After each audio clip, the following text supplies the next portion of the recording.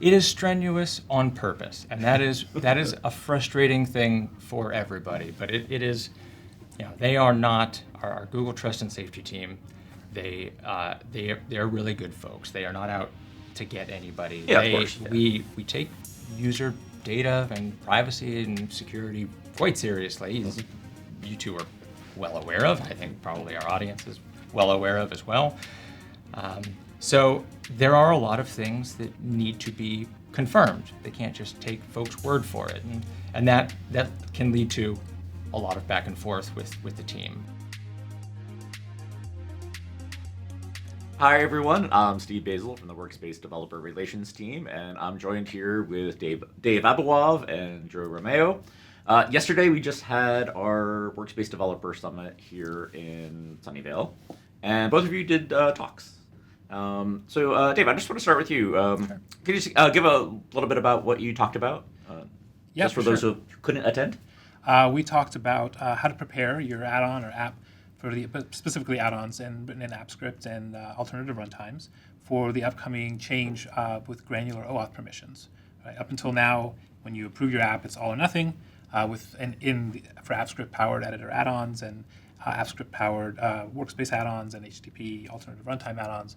Now you're going to be able to have users select which permissions and scopes they want to use, and we want to make sure app developers are prepared for that change. Okay, and yeah, I know we've been working towards more granular permissions for quite a while for web apps and Android apps and so on. So what do developers need to know really? At the end of the day, we want to give users more transparency and control, but on the developer side, you have to be prepared for the fact that users may come into your add-on, and whereas up until now they could, if they granted permissions on the OAuth screen, they would be able to use all features of your add-on. Maybe, for example, your add-on does something in Gmail and Google Calendar, right? It would just work. But now a user could come in and say, well, I want the add-on to work for Gmail, but not for Calendar, because I don't want it having access to my calendar. And in that case, if you're not handling that situation, checking for those permissions, your add-on could fail in an unexpected way. Failing in an unexpected way sounds scary. Yeah. Is it a lot of work for developers to sort of, adapt to this, or, at least sort of get back to how they were before? Absolutely not. No. And Okay. we talked about in the talk kind of three ways you could do this. The first is the do nothing method, which I don't think we want to approach. But the main two methods are, you can, of course, check what permissions the user has, and then you have two choices. Do you want to allow them to use your app in a partial state or not? If not, you can simply check if there are any missing scopes at all, and if so, just direct the user back to re-authenticate, either automatically through some mechanisms built into the AppScript runtime, or using some methods we built into AppScript native objects that you can just get a link, and the user can click the link after you show them a message, and they can go approve that. And is there a deadline for when developers actually have to make these changes? Yes, there are deadlines. The changes start rolling out for AppScript-powered editor add-ons the second week of December, so that's like December 8th. Pretty soon. Yeah, pretty soon. And then for HTTP or alternative runtime workspace add-ons, December 1st. All other services like web apps and AppScript-powered workspace add-ons are coming in January. So this is all coming around the corner pretty quickly. So I know you developed a editor add-on, or I think it was an editor add-on. Yeah. A long time ago was Flubaroo. That's right. And it's still going strong, sounds like. Were you actually impacted by these changes for your add-on, and did you have to do any work to get Absolutely, it to work? absolutely, yeah. Flubaroo uses a number of permissions. It's been in the marketplace for like over a decade. So long before we, there was a whole review process. So I had to actually do several changes over the years, like peeling back, using the full drive scope, the partial drive scope. But even now, it still uses email, triggers, spreadsheet data, of course. And so in order to be, and showing users interactive modals and things like that. So what I've done for now is the first approach, which I talked about, which is just check that the user has granted all permissions. And if not, when they take an action, like to grade an assignment or some kind of entry action, send them back to a modal that just says, hey, for Flubaroo or my app to work, you need to please go back and authorize all permissions. Here's a link, click it, and then they'll be presented with the OAuth screen again. What I plan to do long term, and what a lot of app developers will probably do, is handle things more granularly. Yeah. Perhaps there's a capability in there that is the app can work without it. In my case, for example, I could still, as long as the teacher approves the spreadsheet scopes, they could still grade the assignment, but maybe they don't want Flubro having access to their email to send out the grades to students. That's fine. I could handle that more gracefully. And if the user tries to send the emails, I could show a message saying, hey, you didn't approve this scope previously. If you'd like to approve it now, click the link below. Otherwise, we can't email grades on your behalf. Yeah, it sounds like that's a better user experience. Yeah. But obviously, with a little bit harder on the developer side to make that change to do it on a per functionality basis. Yeah. And that's what we said yesterday in the talk is you can actually do both phases. You can do phase 1 first, which is just make sure all the scopes you need are present, and if not, has to use it to authenticate fully. But later down the road, when you have more time, handle things more granularly and functionally, right? Maybe there's a feature of your app that you can actually operate without. For example, if your app does something in Gmail and Calendar, maybe it's possible to do the Gmail portion only and have the user not use the calendar part, and just let them know, and that's fine too. Okay, yeah, sounds good.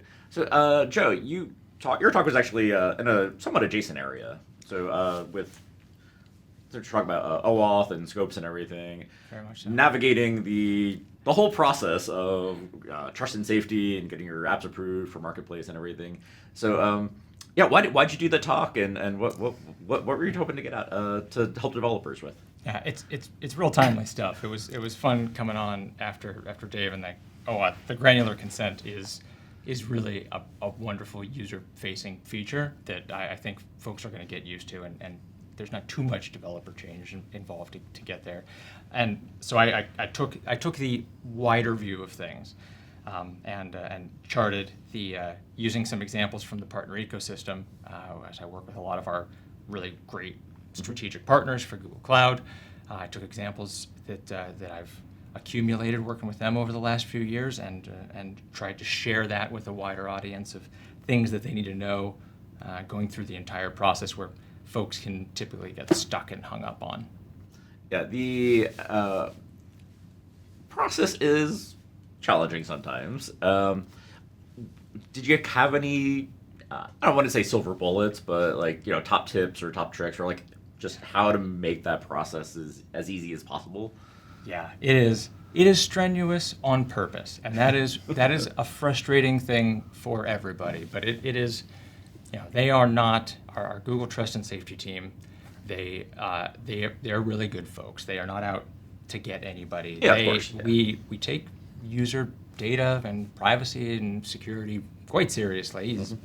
You two are well aware of. I think probably our audience is well aware of as well. So there are a lot of things that need to be confirmed. They can't just take folks' word for it, and that can lead to a lot of back and forth with the team. I have my single biggest tip it's a tip that I ended the presentation with, is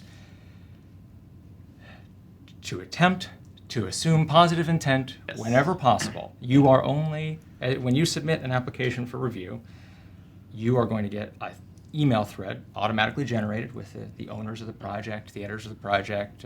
You'll get the support email address as well. That is your only way to communicate with the trust and safety folks. It's just back and forth on that single email thread. So if you don't understand what they're asking for, it's okay to ask for clarification. If you are having a hard time communicating something to that team, it's okay to try and phrase that. In fact, I encourage to try and phrase it a different way.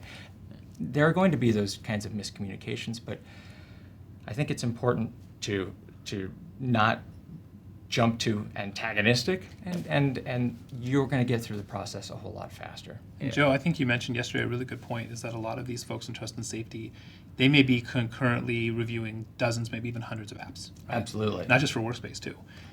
Yeah, exactly. Yeah, the scope of the talk yesterday was mainly focused around Google Workspace integrations that were going to get published in the Google Workspace Marketplace. But if your application touches these APIs anywhere across Workspace, Gmail, Calendar, Drive, and it's an Android app or iOS or a web app, something, it's a feature in your SaaS platform, you have to go through this process. So yeah, it reaches quite a lot of folks, and if you're not used to working, if you haven't gone through the process before with the Google Workspace Trust and Safety team, I think you don't really know what to expect. Yeah, and they're doing their best considering all they have to go on, so you have to be patient. Absolutely. I actually had a partner I was working with recently, and they were going back and forth, and they felt like the trust and safety team wasn't understanding their use case, and so we worked together to craft a table. Like let's lay it out really clearly. What would happen if you did have the scope? What would happen if you didn't have the scope? And once we made it clear in a really easy to consume manner, immediately things started moving forward.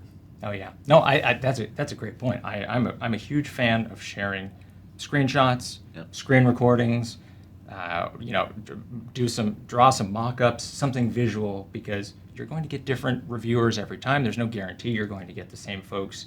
There's no guarantee you're going to get the same reviewer even through your single app review process. So you're going to get different communication styles, and I think the visual component can really make a difference. Yeah. Yeah, I think you made a just spot on point, just not to assume bad intent. And I will be honest, when the process first started, yeah, it was a little crunchy. We had a little bit of antagonism back and forth and a little distrust, but definitely over the last couple of years, as we've gotten to know that team and know the people on it, they actually really are good people. They are trying to put users' data first and really try to do the right thing without being too much of an obstacle to developers also trying to deliver the value that they're trying to deliver. I agree. So yeah, it's but yeah, definitely still rough edges in the process, but it's things we could work on. But definitely, absolutely assume good intent, because they really are trying to do the right thing. So the other side of your talk, besides trust and safety, was the marketplace side. Yes. Is there anything? I think that it's a little bit of an easier process right now, but is there anything that you think developers should take away in terms of just making that process as smooth and as possible? I really like the Google Workspace Marketplace. So my background is I've been consulting in the ecosystem. I had some fun stints as administrator for enterprise customers at Google Workspace. So I've always appreciated the Workspace Marketplace as the place where you can find applications, but also install and deploy them for a user base. And the kind of explosion that we've seen in AI-powered applications over, I think, especially good ones, over the last 6 months or year or so has been a lot of fun to see. I think it's bringing a lot of people to publish marketplace applications that have not necessarily worked with any of our APIs before. So there are a lot of great guides. I don't know if we can put something here. There are a lot of great guides available on that we publish for what this process looks like, and visual guides too. I think YouTube videos and walkthroughs. I think for folks who are coming to it new, the marketplace process is not. You're right. It is not as bad, especially if you're not using restricted scope, something really highly sensitive. I think come prepared, ready to talk about what makes your app special, because they're not going to. Anyone in the review process, they're not going to know who you are. Have some fun stories. To be prepared to talk about why your app is cool, what it's doing with Google Workspace data, why the whole ecosystem benefits from your participation in it. I think that kind of rising tide really does make a difference. And you had a good point, Joe, too, in the talk about have your ducks in a row ahead of time. So, for example, make sure your terms of service are compliant and linked. Make sure privacy policy as well. Even when it asks for your homepage, make sure that homepage, this is for OAuth and the marketplace both, leads to not just the homepage of your company, but the homepage for your app specifically. That's a really fun one. Honestly, the majority, I think, of the tips that I shared are just real easy miscommunications. When somebody hears homepage, the first place that my brain goes to, at least, is, that's going to be my company homepage, my whatever.com and that is not it. That's not really what they're asking for. Maybe you get lucky and that is, but when they ask for, hey, what's your homepage? It's a homepage for your application. It's what does your application do, and how it's got to be a public site so that folks who are visiting can take a look and see, all right, this thing does some pretty cool stuff with Google Sheets. Yeah, I'm on board. If you just give them your website homepage, it's not going to do the trick, and then you get confused. Well, why did they reject me? That's actually my homepage. Those miscommunications you see them a lot. Yeah. Yes. And it's frustrating. So that was a good chunk of the impetus to get back to your first question. A good chunk of the impetus for me wanting to put this presentation together is because you just when you've been helping partners get through this process for a few years, you start to see the real easy things that folks can fix if they knew that they were potentially problems. Yeah. So I wanted to hit as many of those as I could. Yeah, no, sounds great. Both of you were at the summit all day, I think. Did you get to watch any other sessions, and was there anything that you saw that stood out? You said, "Oh, that's really interesting content," or surprising. Just like, what were the highlights for you other than your own talks? There were other talks. No, I certainly enjoyed Joe's talk and a little cool little thing he made, which maybe we'll showcase later. I also enjoyed the talk that Mohammed gave on service accounts. I mean, as much as you can enjoy a talk on service accounts, but I think that's a really misunderstood area and not necessarily always clear to developers how to engage with service accounts, to use our services, and best practices in doing so. And I've seen a lot of people make unnecessary mistakes, unfortunately, that cost them development time later to fix. Yeah, that is a topic that we've seen a lot of confusion. I think we have a video coming out specifically on that one, coming out next month, I think, and some blog posts to follow up and so on. But yeah, my take is, Workspace really is for users. There are cases where you can use service accounts, but you kind of have to know what you're doing and know why you're doing it before you really get in there. But how about you? Did you see any talks? I very much enjoyed yours on the Granular OAuth. I think patting each other on the back here. We really are. Just go around in a circle. Honestly, my favorite, I didn't get to see as many of the talks as I wanted to, especially. We had some really good technical talks in a separate room that I feel bad that I didn't get to see. There were some really cool AI demos that I got to talk with folks about afterwards, but I didn't get to see them as they were happening. I think my biggest takeaway from the event is just getting so many great developers in the same room together. I'm often, in my role, I'm working with some very specific enterprise partners for Google Cloud. I don't get to interact with the much wider community, and it's great to see folks getting together because this is stuff that they care about. Yes. It's a positive difference to them. It's a positive difference to their customers, to their partners. This is the ecosystem that's built up here around Google Workspace. It's not. It doesn't feel like a checkbox. People want to be here. They want to participate, and that enthusiasm is just contagious. Oh, absolutely. I mean, that for me, that's the best part. Is the sessions are great. Both your sessions were fantastic, and I saw even some show and tell sessions at the end of just some of the attendees getting up impromptu and sharing some of their ideas and projects, and they were all fantastic and really just inspiring to see what people were building.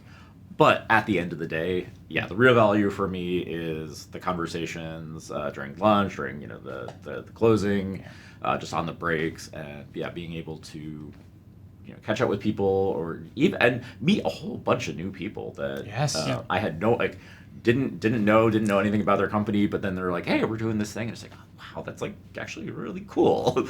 So I just love to be able to have those conversations and hear the stories. Yeah, agreed. I got to actually meet folks behind some integrations that have been going strong for over a decade, and yet I never knew the people behind them or the people supporting them. And that was a real treat for me to get to talk with them and understand, what's working for them, what's not working for them, and how we can better support them. Oh, absolutely. Yeah. David, you mentioned a fun little thing, and I do have it here. This is I don't know if we'll be able to get it on camera, but this is I love this, a children's book with Joe here. Can you how did this come about? Right, because I think this is super cute, super clever. Thank you. But yeah, what's the story here? This was a very silly thing that I had a lot of fun putting together. One of the benefits, I think, of being in an organization like Google, especially in a moment like we have right now, is that there are so many cool AI tools that are across the entire spectrum, from enterprise down to consumer. And one of the fun consumer tools that we released recently was Gemini Storyteller.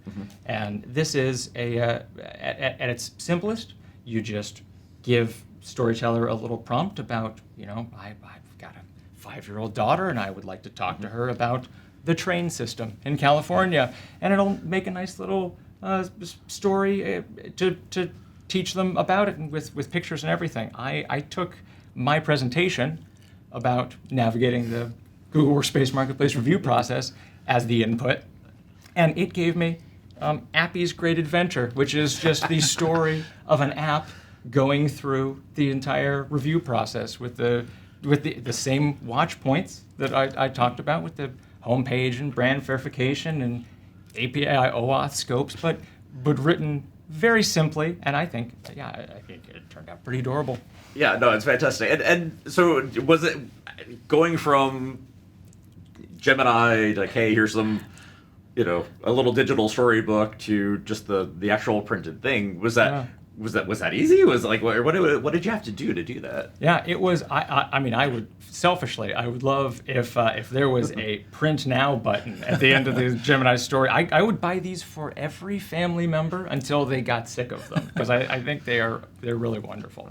But I had to I had to put it together. We've got some images and text in here.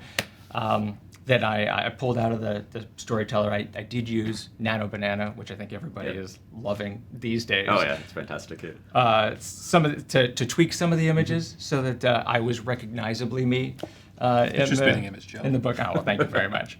And it was so it was just Gemini Storyteller, Nano Banana for the images, and you can buy these board books from a whole bunch of different print places online.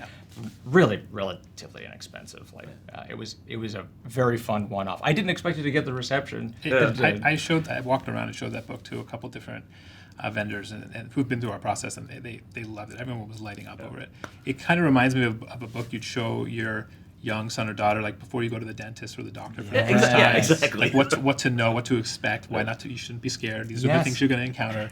It's terrific. Yeah, please. Yeah, there's no need to be scared of going through the app review process, right? We want to make sure that we provide all the information that they need to get through in a quick manner. I think that definitely plays into it for sure. Good call. Yeah. Well, yeah. Thank you for doing that. I want to thank both of you for joining us today and for yesterday as well. So yeah, any last thoughts before we wrap up, or? Oh, I don't think you definitely echoed the same thing that I came out of it. My biggest takeaway was just getting to meet the folks. Did you get to see any presentations or? I did. Yeah. Yeah, I was I was in one of the tracks, just emceeing and helping people get in and out. So I got to see a few talks on a lot of AI. Justin from my team did one on vibe coding for Workspace and using different API tool or different AI tools, ranging from Gemini to Gemini CLI and Jules, different techniques for how to prompt them and provide the right context, especially for Workspace. He also has been working on some new tools to help that. So we have a MCP server. I saw that great. Helps give the LLMs access to up-to-date documentation, right? I mean, that's one of the things when you have these models that are trained on the internet, like that information gets stale. So being able to give it live data, live documentation helps a lot. And there are a couple of good gems in there with some funny jokes and everything that were fantastic. And then we had a talk from one of our GDEs, Alan Furstenberg. He did one about building agents and echoed a lot of the same similar things that Justin has discovered in working with these agents about doing a higher level abstractions around the APIs and sort of trying to simplify the complexity so that they're effective. And then a few others. Actually, going to be chatting with our AppScript PM about some of the new things that are coming up there. Great. That was a great talk as well. And really, one of the highlights was the show and tell session. I wish I could have seen that. We had some great things. We had a handful of folks come up, 5-10 minute impromptu talks, and there were some. It was everything from really clever workarounds for having to do like dynamic content in emails, it was one of our partners did that, and it was really clever. We're just like, wow, how did you do that? I don't want to give too much about what their secret sauce was, but it was really clever. A couple startup ideas from university students. Neat. One's lots of AI based solutions with Workspace and so on. Just fantastic to see people, and I truly appreciate it. Because it takes courage to go up there unprepared. Yes. And just do a talk on an idea that you don't know if people are gonna like, but they were fantastic. It's just another example of the community that's built up around Google Workspace and these platforms. It's a very wonderful, encouraging, smart, and talented group of folks. Absolutely, and I'm constantly impressed at the things that folks are coming up with. Oh yeah, couldn't say it better. Yeah, there were a couple of big wins for me. I mean, I just seeing everyone connect for one. Like that's amazing because you see people sitting next to each other who don't know one another, but they have similar problems, right? And they suddenly realize, oh, you have that problem too. Like they change emails, and part of that developer community is it's formed by just those happenstance kind of meetings, which is great. And also just talking with a lot of these folks yesterday who've been developing in the Workspace ecosystem, starting with AppScript as far back as 2010, 2011 when it first came out. I thought I was one of the few left who still had an app that was that old, but no, on the contrary. And talking with them about how it's changed over the years and how it keeps improving and the impact that it can have, right? Yes. For users and for the people they build those apps for. It's really phenomenal and just reminds me of how awesome that power is of AppScript and of Workspace Marketplace, et cetera, in general. Absolutely. I'm excited to hear the conversation that you have with our Google AppScript PM later, because I've heard that there's so much more interest in AppScript now that folks are able to vibe code with Gemini and get help getting into that where they wouldn't have otherwise. Yeah, we've seen a big uptick, and we used to joke many years ago AppScript was like the best kept secret that we had, and it's not a secret anymore. So the usage is really starting to take off, and just the things people are building these days is it's kind of mind-boggling. You're just like, wow, you did that in AppScript? Like, man, good for you. Wonderful. Yeah. All right. Anyway, thank you the both of you very much. Appreciate your time, and we'll see you around. And I know we're in the same office and never see each other unless we're traveling, but hopefully one of these days we'll actually see each other in the office. Yeah, I'll make more books. We'll need a setup like this in Boulder. I don't have that right now. A line of people waiting for you to sign it and autograph. Right? I should sign it. Exactly. Yes, we're gonna. In Boulder, we're gonna have the book signing. Done. Promise is made. All right. Appreciate your time very much. Thank you very much, and take care, everyone. Thanks.